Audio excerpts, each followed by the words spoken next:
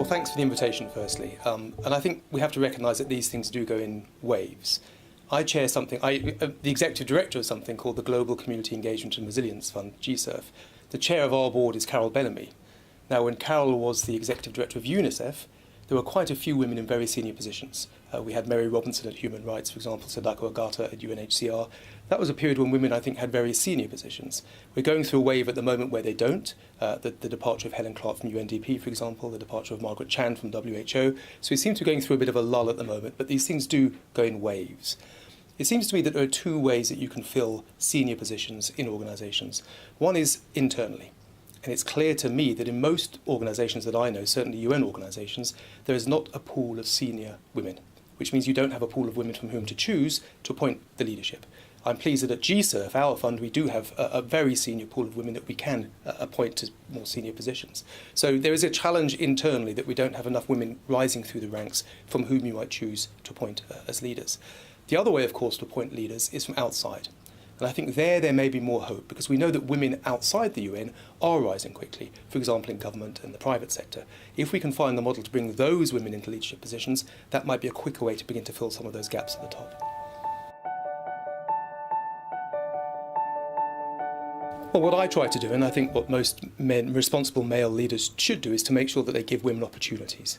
As you know, one of the principles of the International Geneva Gender Champions Network, of which I'm a member, is to make sure that women get exposure to public panels and have a chance to really raise their profile. So I think making sure that women on your staff have the opportunity to test themselves, have the opportunity to rise, have the opportunity to get promoted, I think is immensely important. So removing those barriers and making sure that women are exposed to the possibilities, I think is very, very important.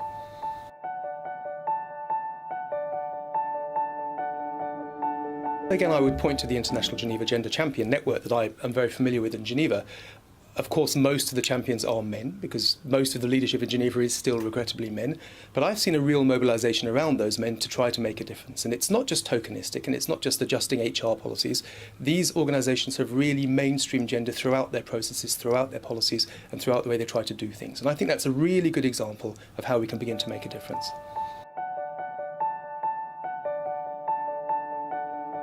Well, I suppose one faces the risk of tokenism, that you are promoting women because they're women rather than because they're good. I personally don't believe in positive discrimination. I believe in meritocracy. I think you should promote the right people who are good for the jobs, whether they're men or women. So you must avoid, I think, tokenism.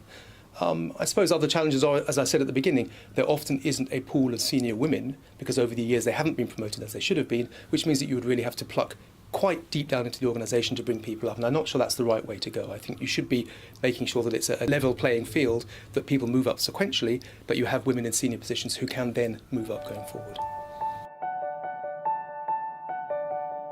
Well, I think peer pressure makes a difference, and again, the Geneva Gender Champion Network is doing that. I think the most powerful way to do this is to point to the research, and the evidence is absolutely clear that diverse workforces, and I don't just mean men and women, but also diversity in terms of culture, sexuality, so on and so forth, diverse workforces are far more effective than non-diverse workforces. So there's a very clear business case. If you want your organisation, your company, whatever it is to succeed, you must make sure you have diversity. It's not you're not doing people a favour. It's not tokenistic. If you want to succeed, you must make sure you have diversity. And I think that's the really powerful argument that we should be mobilising.